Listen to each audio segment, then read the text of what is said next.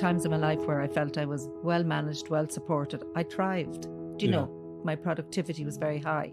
But in times where I had the opposite experience, it had an impact on my well-being.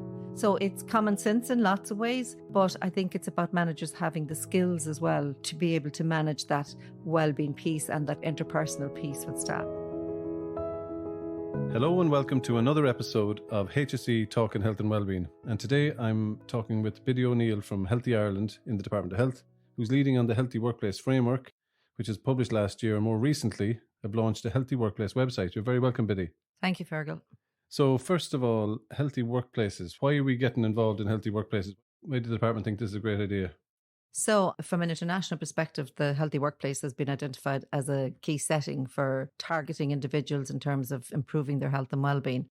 And from an Irish context, it is an action in the Healthy Ireland framework, and it's also an action in the strategic framework. When I went on board, it was very much recognised that this was an area we needed to develop in Ireland. Our counterparts in other countries are way ahead, like Scotland and Wales, and, farther afield, New Zealand, Canada. A lot of them have very well established structures to support health and well-being in the workplace. When you think of it, though, the potential is enormous, isn't it? Yeah, so the reach is enormous. At the moment, I heard yesterday that there's 2.5 million or 2.6 million people in employment now in Ireland. So that reach in terms of them and their potential families is the great audience, and would be very difficult to get an audience like that in terms of promoting health and well-being or with other health messages or with health messages. So the department set out, I remember a while back hearing about the development of the Healthy Workplace Framework. Yeah, when I started out there, firstly, it was around looking at who are our key stakeholders here. So within any of the workplaces, particularly the larger workplaces, occupational health, health and safety, human resources, and then where there are dedicated health and wellbeing people are the key drivers of this agenda. So at the outset, we had some engagement with them in terms of how this should be shaped. And also, I suppose, from an academic perspective, it was important to see what the evidence on that was. So we set out with a plan then in terms of developing the policy framework, and our colleagues in the Department of Enterprise, Trade and Employment came on board with us and supported the development along the way and recognised that this was part of their brief as well, ultimately, just to have a healthy workforce to be sustainable. But we recognised the need to do research. We recognised the need to do consultation. And our colleagues in the Department of Health actually conducted the research for us at the time. And there was 3 very comprehensive papers completed on that. And then the Institute of Public Health partnered with us to lead out on the consultation. So those partners were critical at the outset because we didn't have a huge amount of resources in-house to do this work. And what was your early take on the research that you did in your own department? Well, the early take was that, yes, the workplace well-being can have a significant impact. It can impact lifestyle and health behaviours. It can also impact health outcomes and certainly organisational metrics as well. There's clear evidence that it's linked to reducing absenteeism. So there was a good evidence base, which supported all the international evidence that was there in other countries, but we needed to do it for ourselves. And the other piece I suppose to mention at the outset, one of the things we recognised was the lack of capacity within organisations to drive health and wellbeing. That health and safety, while health comes under safety, it doesn't get the priority necessarily. And health and safety has that legislative impetus. Yes, but it's very much around the safety and the enforcement and all of that.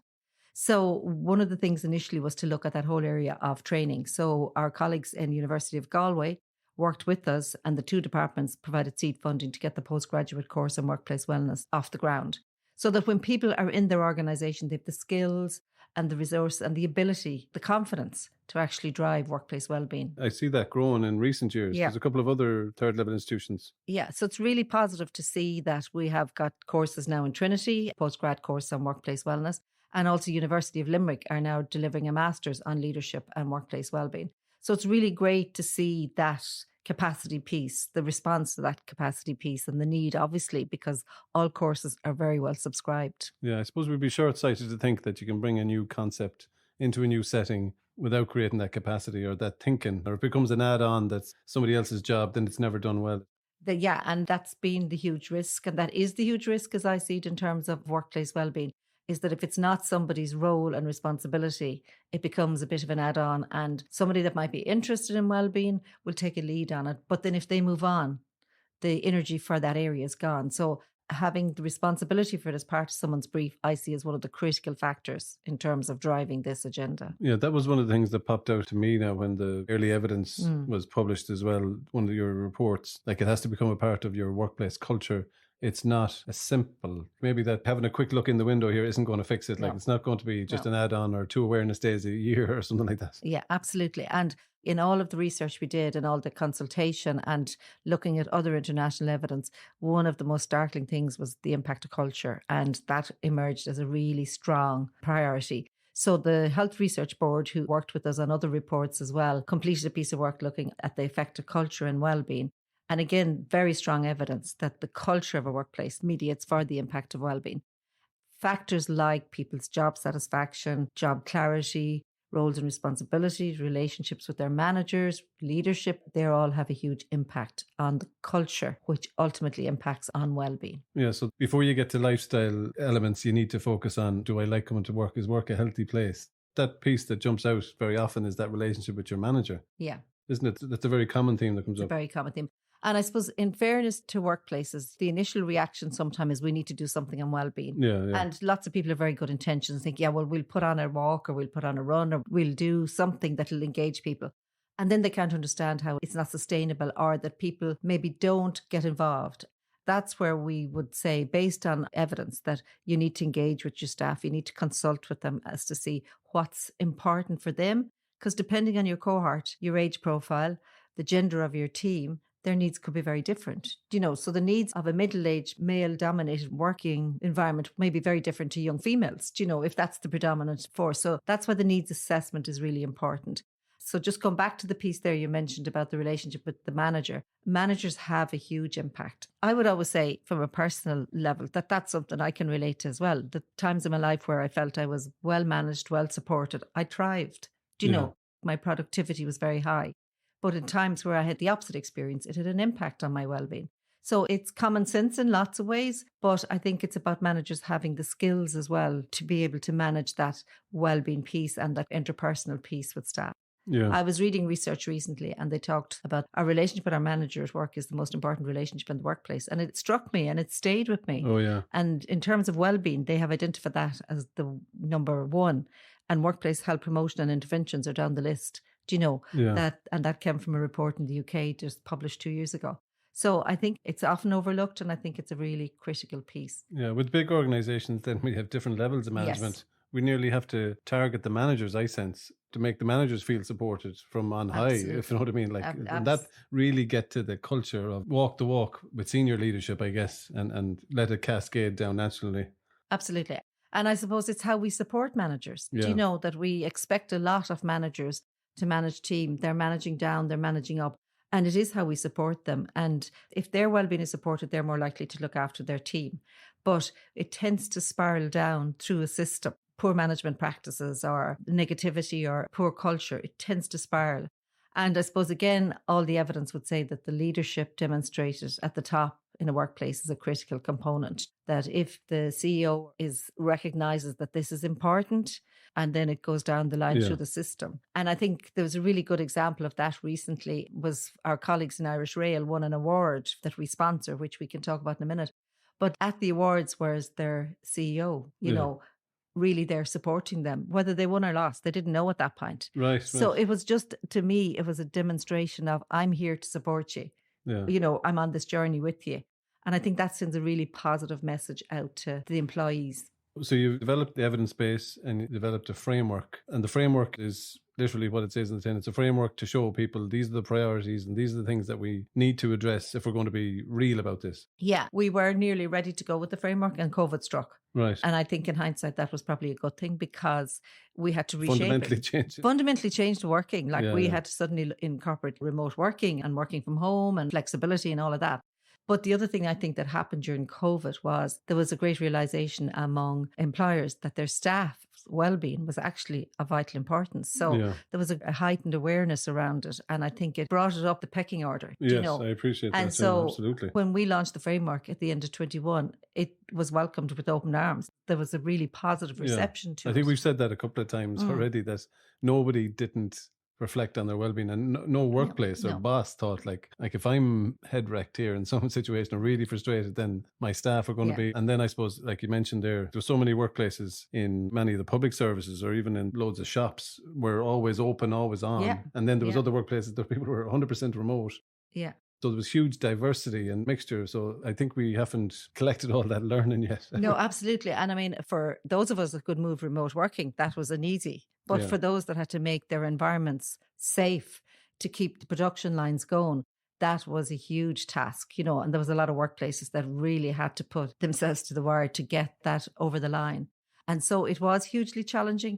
But I think it has also been, for me, one of the positive things coming out of it is the flexibility around working, but also the well-being agenda, I think, is really been appreciated. And this concept that reports talk about your staff are your greatest assets. Yes. We know that that's so true, but a time like COVID, I think it really highlights that and brings a focus on it. Absolutely. And all the staff in the public system really put their backs to the wall to keep things going. Talk about your greatest assets. It was like so evident across the public sector. Yeah, no, absolutely. So in terms of the website then, what do we want to do with that? So coming out then of the framework, the next thing then was then to begin to consider how we're going to implement this and how to drive it. And one of the challenges around the workplace is we don't have a niche where it fits into neatly, because the workplace framework is for public and private sectors. It's for all the organisations. And there isn't a national, so other countries have a national workplace implementation office and resources to drive it. So we're still challenged a little bit around how we're going to implement it. We did commission a report with an options appraisal, and this idea of a phased approach was what emerged from that study. So we are looking at that and we're still exploring different options. But we also realised that there were certain things we could do. And again, in the options appraisal, I think 69% of those consulted said we need resources, we need access to up-to-date information. So we felt, okay, we can start with a website. This can be something really useful. We don't have a national website on Healthy Workplace. And so the last year, we put a lot of work into getting that up to speed and getting it launched eventually last week. So it's a one-stop shop for workplaces, whereas there's information on where to begin, what steps you need to take, and hopefully resources there to support each of those steps. And again, it's to try and move people away from that piece, as we talked about, just coming up with some lifestyle interventions, but actually sitting down and doing a bit of planning. And we know, Fergal, that planning is core to all health promotion work. We would have always learned that planning is a really important part of it. And so it's to help workplaces to understand that this is a process and it's not just the delivery of X and Y, that it's actually a process in terms of engaging people. And when people are engaged, they're more receptive them to becoming involved. I'm reminded of listening to Colin Regan talk about the way they do the settings approach in the Healthy Club and trying to get the senior management or the committee back home in your club fully committed before you apply. So entering that kind of reflection stage as a club or as a workplace. Absolutely. So very much at the beginning, we talk about gathering the stakeholders and establishing committee and then deciding what they're going to do and getting leadership support at the outset.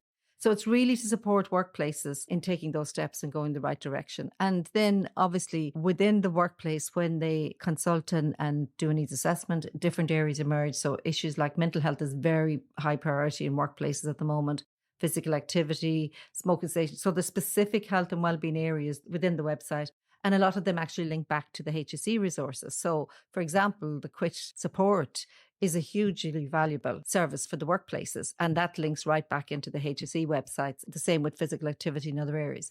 So in a way, I suppose it's a bit like a signposting for workplaces as well as to what's available and what's out there in your community. But you're putting them in a safe place in terms of good practice. Yes. That was the one thing that jumped out to me. You're given good exemplars from even other countries. Yes. And hopefully we'll have more and more Irish examples as we go on with this journey. But looking at not just doing it, doing something good in a good way, like what you mentioned there, the process is nearly as important as the task. Yeah. And I think we're only starting and we need, particularly around the SMEs, that section, there's very little information on it because we didn't have the resources. So we will be engaging some support now to develop specific resources for that with the true co-creation model. Do you know, really sitting down with SMEs saying, what do you need and what do you want and how can we support you? So those small, medium enterprises, who are the early adopters here? Who do you see already kind of coming into this space or wanting to meet you and say, oh, look at the great work we're doing? Like, who do you think is ahead of the curve? There's a mixture. There's some really good private sector exemplars. The public sector has really come up. And I think that's evident in the last number of years with some of our own colleagues and other government departments winning awards in the CIPD.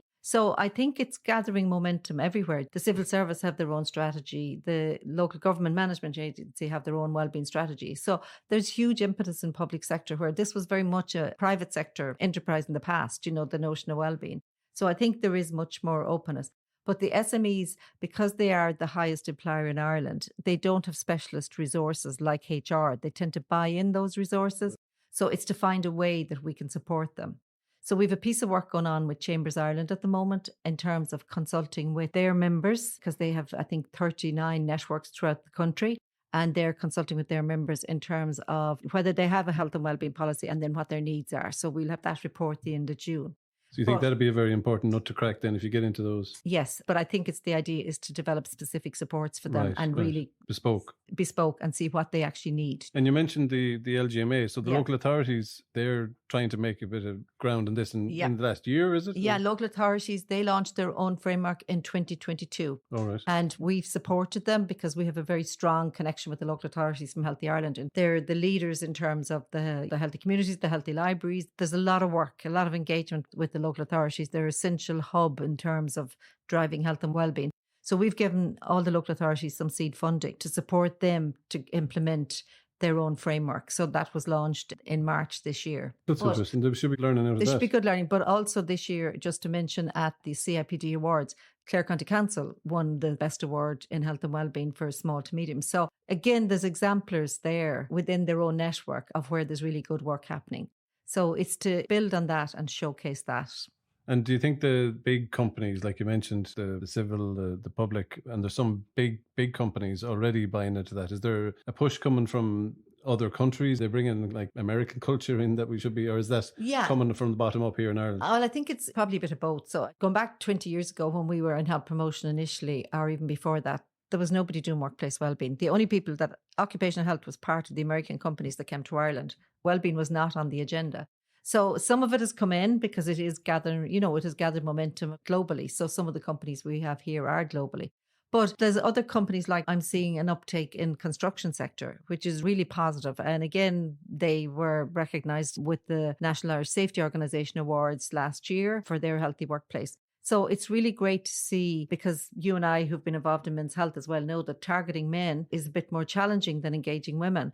And so to see the construction sector taking the lead in this is a really positive step. Yeah, we had Noel Richardson on one of our episode 4 around men's health, and he was telling us about the construction sector, and he presented about the CORGE initiative that's been supported by the National Office for Suicide Prevention. But it is inspiring, as you said, to see those construction companies. They're not just letting us in. Yeah. They're inviting us in. They're actually paving the way. Yeah. No pun intended, and trying to reach their thousands and thousands of men around mental health and suicidal ideation and things like that. So it's quite inspiring to see. Yeah. And I saw at your launch there last week, there was another construction company that had received an award. That was Glenveigh, yes. They were presenting at the launch last week. That's right. Yeah, no, it was really good to see that. But there are good case studies on the website and how we've built up the case studies. And look, there's lots of organisations doing a lot of work. We don't have any database in Ireland of who's involved in health and wellbeing and who's not. So there's a lot of gaps, I suppose. But the ones that we have been involved with in terms of sponsoring the awards with the HR CIPD and with the NISO, we get case studies and we're building up that hub. And I find that workplaces love to hear how other workplaces have achieved what they've achieved. And on that website, you have community and voluntary organisations, you have public sector organisations, and you have private. So there's a real mixture, and there is small to medium as well. There's a real mixture of different stories there in terms of moving this agenda forward. So, Biddy, we mentioned earlier that it's culture first process, and we'll be able to bring in your lifestyle or your topic approach on the back of that. What do you see as popular topics when these workplaces do a bit of a needs assessment or do consult with their staff? What are they coming back with? So I think the most popular one at the moment, and it's not surprising given the impact of COVID, is mental health in the workplace. There's been a huge demand in terms of supports around supporting staff and their mental well-being. And again, it's ensuring that that's in the context of an overall framework or policy for health and well-being. But yes, so that would be the most popular. And I think after that, it's probably physical activity and healthy eating. So those particular areas. Linked on to the physical activity and healthy eating are things like stress reduction, stress management, all of those skills that people need in terms of workplace. So there's a wide variety. And as I said, again, depending on the workforce and the gender and the age, they all have an impact on them. And the examples that you give on the website show the way to work these things through. Yes. So going back to that starting point of getting engagement in your workplace, conducting a needs assessment with the staff, and then planning your interventions. And the other thing to say for workplaces, and something that has been fed back to us through all of our engagement as well, is that there's lots of health events happening throughout the year that you can link into as a workplace. You don't have to start from scratch, that you can piggyback on Men's Health Week, for example. You can piggyback on World No Tobacco Day. You can piggyback on breast cancer awareness. So there's so many health initiatives that go on through the year that often provide information and supports for workplaces once they begin to look into that. That it's not always about having a big budget, that it's identifying what's already happening that you can link it up with. Yeah. And when you get to that stage, definitely that staff engagement with a tangible, practical thing in their workplace with their colleagues. Yeah. Like that's, no matter what it is, it's a bit morale boosting, isn't it? Absolutely. Absolutely. But I suppose for it to be effective and sustainable, it very much has to come back to being an overarching framework that takes account of the culture and that links all of the issues around work and well-being with lifestyle, that they're not done separately. Like that's what the evidence tells us, that it needs to be an integrated model to be effective and to be embedded in an organization. So when we do the awards for embedding a culture of health and well-being, what we're looking for is looking at where is it in the vision of the organization? Where is it in their strategic plan? Is health and well-being actually really part of this organization, or is it an add-on? And it's very interesting because that actually becomes very evident as you talk to people. As workplaces come in and present to us, it becomes really clear that this is really part of this organization. And I know I mentioned Irish Rail already, but they're in my head because they were recently awarded. But it is so evident in their strategic plan. They brought in the skills, they brought in a qualified person, they gave them the resources, and they gave them the backing from management. So for me, like it's a classic health promotion example. If you put those pillars in place, you will get your results, you will get your engagement. And they would say it's a challenging organization with staff in multiple locations. It's your most difficult, but because all the right steps were taken. And you mentioned that their senior leadership was putting money in his mouth where it was and showing up to these events. So I suppose when it's stitched into strategy, it's a part of everybody's work plan, isn't it? Yeah. And I suppose that's what we've been trying to do. And I mean, the other project that's an example of that, Fergal, that we've been involved in was the project on Firm Ground for the health for farmers, looking at farmers' well-being and working with our colleagues in the Department of Agriculture, and how now they're beginning to take it on and think about the staff and their employees and the staff on the ground that work under agriculture. So it's getting others to take that on as well and see it as core to their business. That's the only way that this will really be rolled out and make it happen and become sustainable. Yeah, so it's interesting that you name your award there is embedding. Yes. And you keep emphasizing process and there's no easy quick win, or you could do more damage really. You get a very cynical workforce if you started doing big things without the process behind it. But coming back to the topics, I do think absolutely there's a fertile space there with workplaces that do go on that journey and look around for the likes of mental health and physical activity. Like that can be a simple activated thing when you're, in a good space, when you've done that work behind it, isn't it? Absolutely. There's so many resources out there now to support physical activity. There's so many structures. There's great work going on through Sport Ireland, through local sports partnership. We've never had so much resources in physical activity. And there's so many opportunities. So much beautiful greenways and cycle tracks. We're finally creating the environment. Park runs. Yeah, but we're finally creating the environment to make it easier for people. For years we didn't have the safe spaces. And recently we got some funding for the GA walking tracks to improve walking tracks, particularly in rural Ireland. And I'm just such an advocate for that because I live in West Wicklow in a rural community where at night you could not go anywhere. Right. So the walking track and being able to use the lights has been like a lifeline for everybody in the community. And it becomes a social outlet. Complete social outlet for young and for old. So the infrastructure is one that, that environment is always one of the pillars of health promotion. That until that's in place, just won't happen. Sometimes when we're promoting different areas of health, I think we're not enough drawing the picture of all those physical activity opportunities because there's Slinas launches still around the place. There's loads of opportunities. Yeah. And the park runs have never been as popular. Yeah. And the cycle to work and all that effort to put in cycle lanes to encourage people, because unless you have those facilities, unless the environment is there, we can't expect people. I was in Amsterdam recently and you literally would get run over by bicycles. It's not the cars I was looking at, it was the bikes. Yeah. Because every street has bike lanes. Yeah. It is so... It was just a couple of weeks ago, it was Bike Awareness Week or Cycle to Work Week, but I saw a whole year of students cycling around Tullamore. Yeah. And I thought, that is such a throwback, which is sad in a way, you know what I mean? But to see a whole... Yeah. It must have been 30 or 40 lads cycling bikes with the teachers around the town. I thought like it was, it's definitely make you think. Yeah, and a lot of the universities have the Smarter Travel campus, and have like really innovative things like bike checks, bike support for people with punctures, repairs. There's so many initiatives out there to try and encourage people to keep active. As you said, a lot of them we're not even aware of, and we don't need to be once it's happening. That's the way I see it. So if it's happening, that's great. It doesn't matter what motivated that. So Smarter Travel, I think, was motivated from cleaner air, but actually it's a huge benefit to health. Overall, physical health as well. Yeah, there's so many dividends across the way, isn't there? Like, and then like we started talking about mental health, but obviously physical activity and mental health, they're first cousins. Absolutely. And we are developing a national mental health promotion plan at the moment as well. And workplace will be a key component of that. And mental health affects all health, and all our physical health affects our mental health. So they're very much interrelated, and people's mental well-being hugely impacts on the choices they make around health behaviours and lifestyles. So for me, it's gone back to that holistic model of health, which is what I started with many years ago, and that they're all interrelated. And I think sometimes we've separated them out. To think that we can do them, but we can't do them without each other. But we can't do them without each other because they're so interconnected. Yeah. And for me, it's like we've come full circle in terms of looking at the whole person again and not just their physical health or their mental health, because they're all so connected. Yeah. I was thinking about that actually in the run up to this interview. I thought about the first health promotion strategy, and then we're looking at settings and population groups and policy areas in the second health promotion strategy. It must be interesting. Like, you've been on board the health promotion journey in Ireland from the very outset, and now we have the Healthy Ireland Strategic Action Plan. What's your sense of where we've come from? Yeah, I hate to admit it, nearly 30 years, Fergal. 30 years this year in health promotion. So very much at the outset, it was about the lifestyle and the topics. And that gathered momentum, I think, for quite a number of years. But then when the recession came, a lot of our momentum for everything went. But we've come now, I think, and we're back.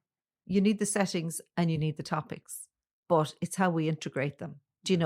For me, it's using a settings approach and addressing the topics within that settings approach. If you think about a workplace, it gives us the organizational perspective, it gives us the culture, it gives us all aspects of it, and it's an opportunity to address the lifestyle issues as well. So it shouldn't be seen as this is one and this is the other. They can work very well together, which is, I think, how we would have worked in health promotion for many years, is that they're very much integrated together.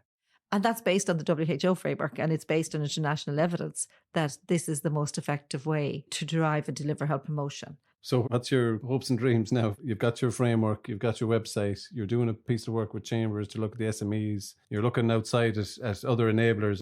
We've also started the piece of research around the baseline survey on worker health and wellbeing. Well, that's very interesting, isn't it? Yeah. We're delighted to get that off the ground because we don't have any data other than pockets of data in different surveys. So what did that tell us? So that will give us information. So it'll be an independent study on a sample of the population in terms of their experience at work, their stress at work, if there's well-being at work, and the organizational factors that impact on them as well. The culture they're experiencing in that.